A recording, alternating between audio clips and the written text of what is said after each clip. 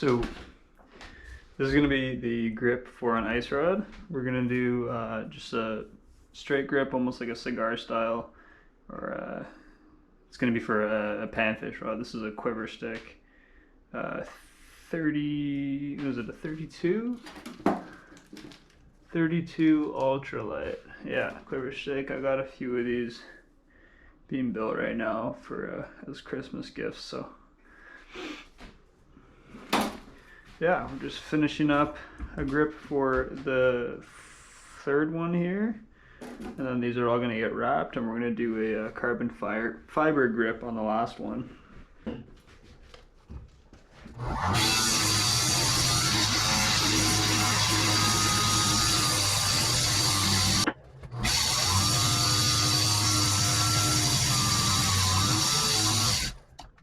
You might be able to see, so this is just your regular cork, right, on the end here. This is going to lathe down much quicker than any of your composite woods, corks, your mixes. So you're gonna have to spend a lot more time working down this. If you only had just plain cork, this would have been done in a quarter of the amount of time, right?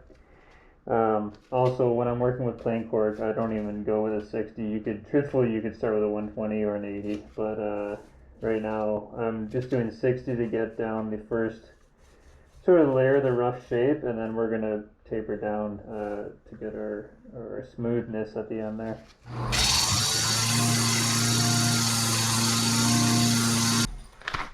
So during this step, it's important you don't put too much pressure onto the grip.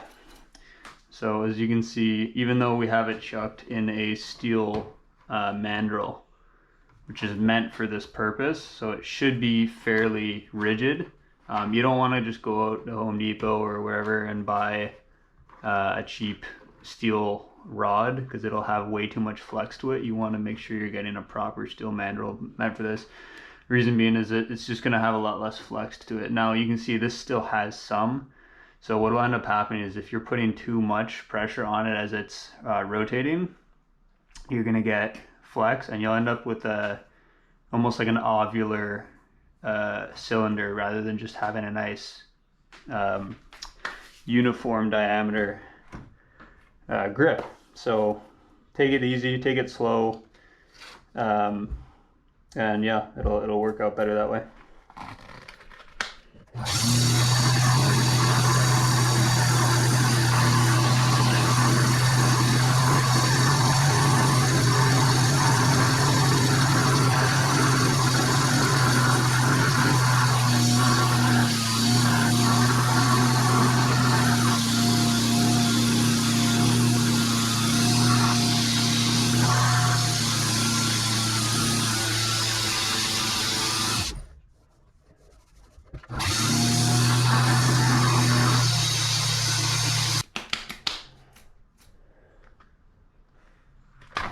So one piece of advice that I got from a gentleman: when you're sizing a grip, it's a lot easier when you're making it for yourself, because you can actively measure it as you're laying it down. When you're doing it for somebody else, a little trickier, but if you can manage to get a rough idea of how large of a hand the person has, what you want, an ideal comfortable grip. Now, ice fishing rods, you're wearing gloves, it might be a little different, but what you're looking for really is, as your thumb is in line with the grip, you want your fingers to wrap around and almost touch the inside of your palm. Not quite. You don't want them to be, overlapping like this. It's a little uncomfortable. It'll give you a lot of wrist pain in the long term. So having a nice, comfortable, well-sized grip is actually a huge advantage to doing the custom rod building, because you can really make that per customer, for everybody's size hands, right? So this one's not going to be for myself. This is for one of my siblings.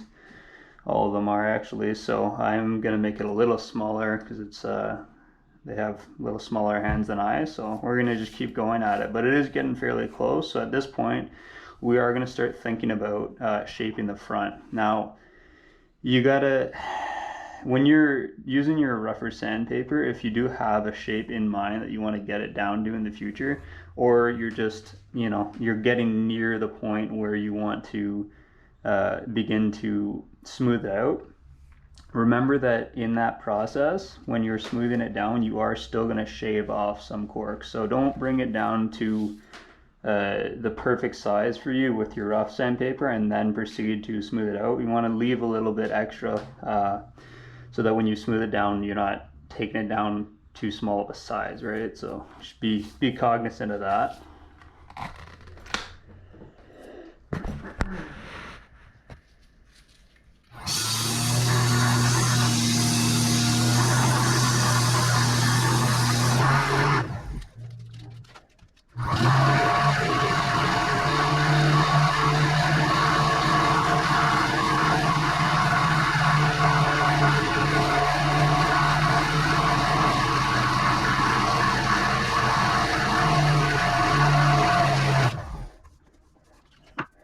So that's pretty close to the shape that I'm going to want it to be at. The butt end I am going to taper down a bit more, but I'm going to pass on using the 60 grit on the butt end. I'm going to go right down to the 120 because it does come down quite easily, so it's just not necessary to hammer it too much with your 60.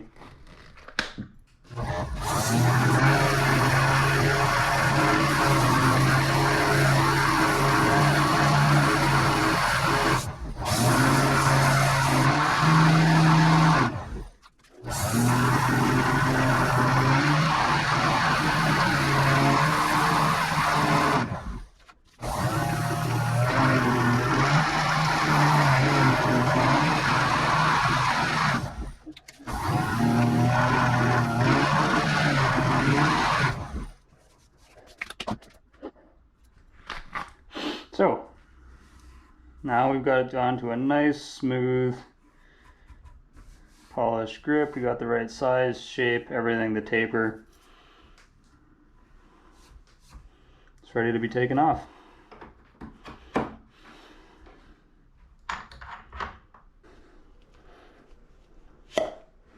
There she goes. There you have it. Nice, straight, nice fishing grip.